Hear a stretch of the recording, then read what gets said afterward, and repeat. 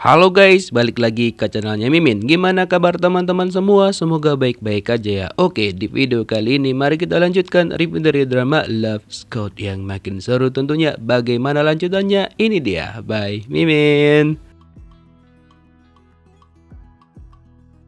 Oke, kita flashback sedikit ya. Ini ketika Unho itu mengantarkan anaknya Biol untuk konsultasi lagi. Pasca dia kehilangan pekerjaannya. Nah, menurut dokternya Bill bahwa Bill itu nggak perlu lagi untuk datang ke sana, nggak perlu lagi untuk konsultasi. Walaupun belum sembuh sepenuhnya, tapi Bill itu sudah bisa dikatakan lebih baik dari sebelumnya. Dan itu tidak jauh dari peran Unho juga sebagai ayah yang memberikan perhatian sangat-sangat bagus kepada Biol. Hal itu terlihat dari gambar yang dibuat Biol yang awalnya itu hitam putih dan dia sendirian dan kesepian hingga akhirnya dia membuat gambar yang berwarna dan ada tulisan dia mencintai ayahnya.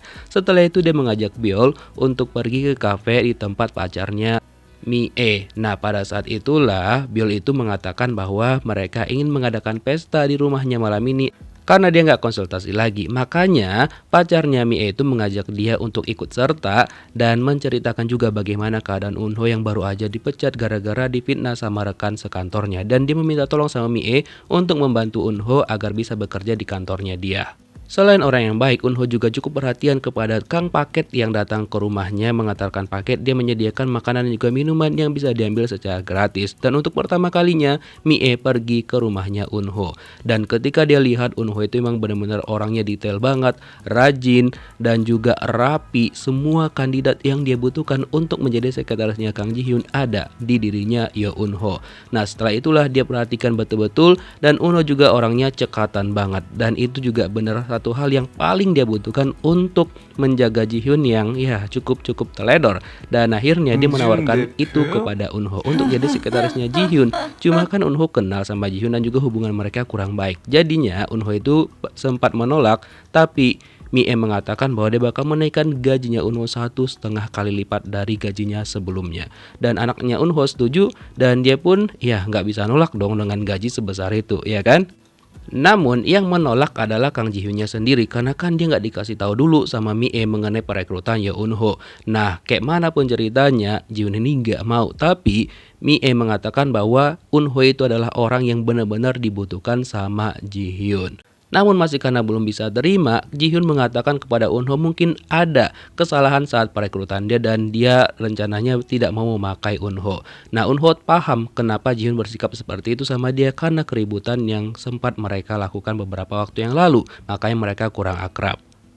Sampai-sampai Unho mengira bahwa dia itu dipecat sama Ji Hyun, tapi Mie bilang enggak, tenang aja, dia kenal betul dengan Ji Hyun. Ji Hyun hanya karakternya aja begitu, cuma bukan maksud dia memecat Yo Unho.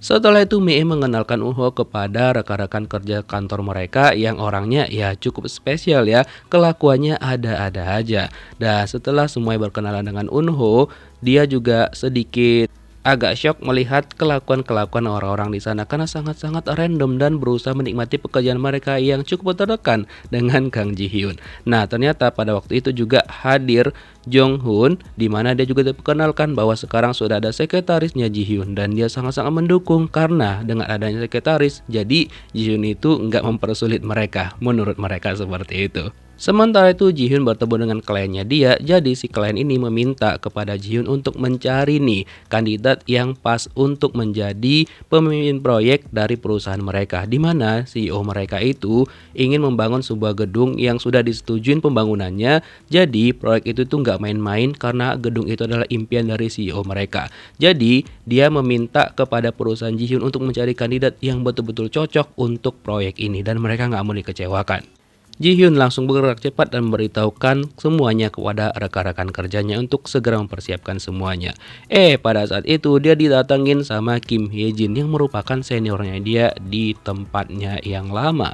Dan Ji Hyun tahu apa yang dilakukan sama Hye Jin dan sering banget mencuri orang-orang yang seharusnya menjadi kandidatnya dia. Tapi Hye Jin bilang bahwa dia tidak akan pernah membiarkan Ji Hyun hidup dengan tenang, bahkan dia mendoakan Ji Hyun untuk selalu hancur setiap harinya.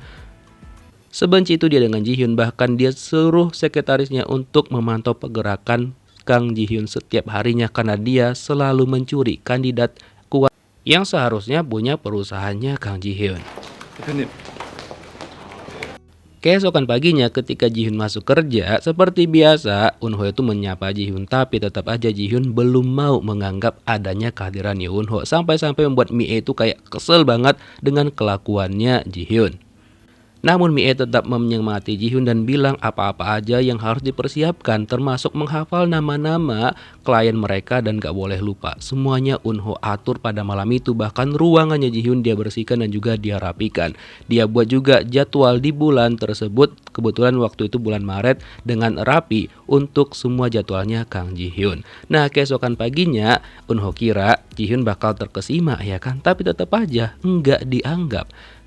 Lalu Mie mengatakan sama Eunho untuk tetap semangat apapun yang terjadi, karena ya agak susah gitu menaklukkan hati seorang Kang Jihyun. Mie juga berpesan bahwa Jihyun tuh setiap pagi minum kopi nomor 3 dari gang di dekat kantor mereka, dan kopinya itu nggak boleh terlalu panas dan juga nggak boleh terlalu dingin, dan selalu rame. Dan Eunho pun akhirnya mendapatkan kopinya, dan ketika dia kasih sama Jihyun, kopinya dibuang dong karena nggak sesuai dengan ekspektasinya. Walaupun begitu, Eunho nggak sakit hati, dia tetap berusaha untuk bekerja semaksimal mungkin sampai dia bisa menaklukkan hatinya Kang Jihyun. Dan sebenarnya semua orang di kantor tuh suka sama Eunho, kecuali Jihyun doang yang nggak gitu. Ketika Eunho udah pulang bekerja, anaknya sadar bahwa dia tuh kayak capek banget bekerja. Lalu anaknya memberikan stempel sama dia sebagai tanda Eunho sudah bekerja keras, dan dia menyemangatin ayahnya agar bisa selalu semangat bekerja.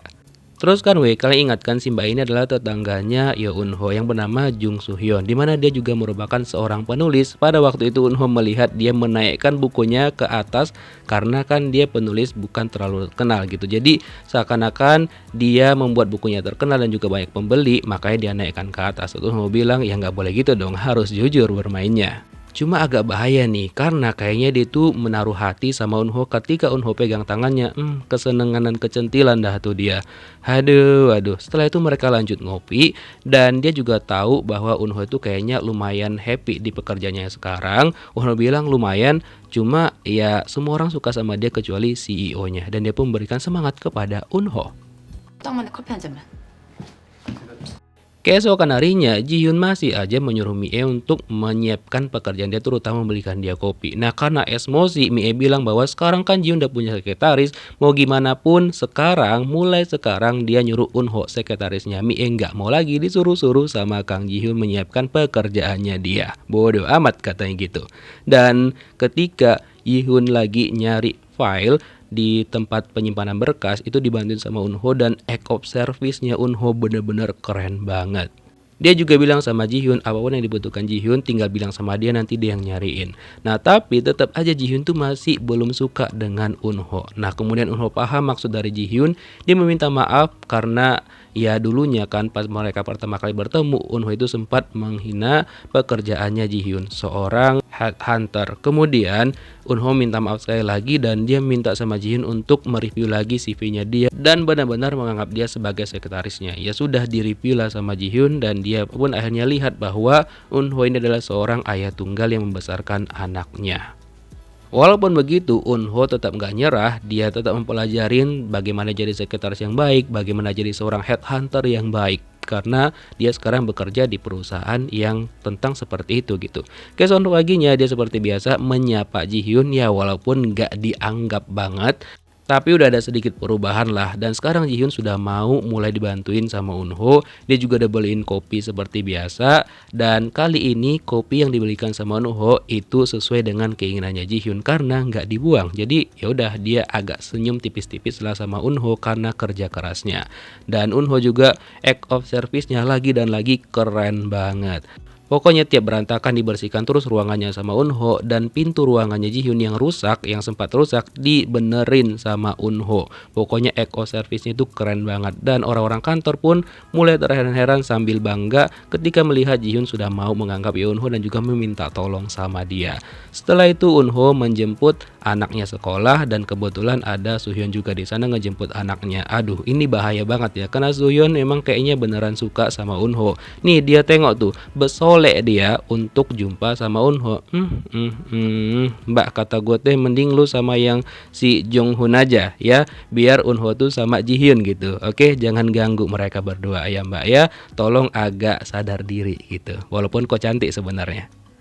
Sementara itu ketika sudah pulang bekerja, Ji Hyun pulang ke rumahnya seperti biasa. Dia melihat hari itu tanggal 2 April, di mana pada saat itu ternyata adalah peringatan meninggoynya ayahnya.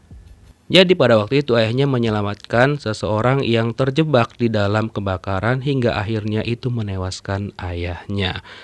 Dan ketika berangkat kerja pada hari itu yang kebetulan tanggal 3 April keesokan harinya, Ji Hyun berjalan kaki yang kebetulan bunga sakura juga lagi mekar yang bagus-bagusnya. Tapi hal itu mengingatkan dia dengan ayahnya, di mana pada waktu itu ayahnya berjanji sebenarnya untuk selalu menjaga dia dan bakal ada sama dia selama-lamanya. Tapi ya kan ayahnya pergi, jadinya Ji Hyun menganggap perkataan ayahnya adalah perkataan bohong. Makanya pada hari itu Ji Hyun itu kayak nggak semangat sama sekali, dia bahkan nggak mau makan. Dan itu membuat Mi itu khawatir banget. Jadi dia minta bantuan sama Eunho untuk membawa Ji Hyun ke restoran agar Ji Hyun tuh mau makan. Nah, apapun dilakukan sama Eunho agar Ji Hyun nih mau makan. Pokoknya kayak manapun dia coba hibur Kang Ji Hyun. Nah terus Ji Hyun bertanya sama Eunho kenapa Eunho itu di puncak karirnya malah memilih untuk istirahat dan juga menjaga anaknya. Nah Eunho bilang ya karena dia berjanji sama anaknya untuk terus bersamanya dan dia akan selalu menepati janji itu. Nah karena Ji Hyun menganggap itu kata-kata sama ayahnya dan juga bullshit, akhirnya dia memilih pergi dari sana dan gak melanjutkan makanannya. Karena masih khawatir, Eunho membelikan Ji Hyun minuman dan juga bubur hangat.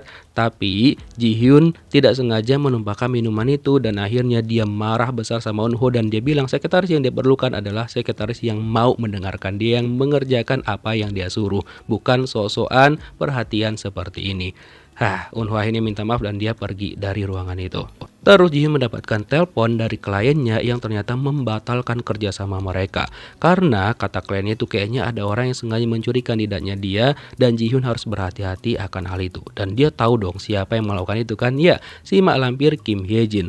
Lalu Ji Hyun langsung pergi ke sana dan menyuruh Eunho untuk jangan mengikuti dia.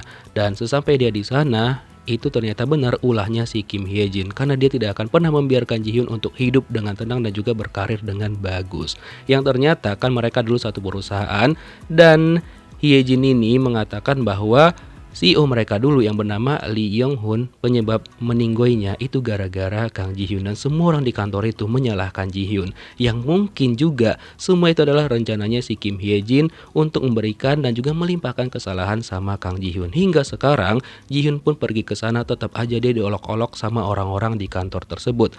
Hal itu benar-benar membuat Ji Hyun tuh trauma banget dan dia pun jadi lemes dan semua orang gak ada yang peduli sama dia ketika dia udah hampir pingsan. Dan untung aja Eunho menyusul dia ke sana dan dia untuk pertama kalinya meminta tolong kepada Eunho. Eunho langsung menghampiri dia dan mencoba untuk menolong Ji Hyun agar dia tidak terjatuh. Karena Ji Hyun udah lemes banget, dia langsung jatuh ke pangkuannya Eunho. Nah, kira-kira bagaimanakah kelanjutan selanjutnya? Kita lihat di next episode. Thank you for watching guys. See you next video. Bye bye.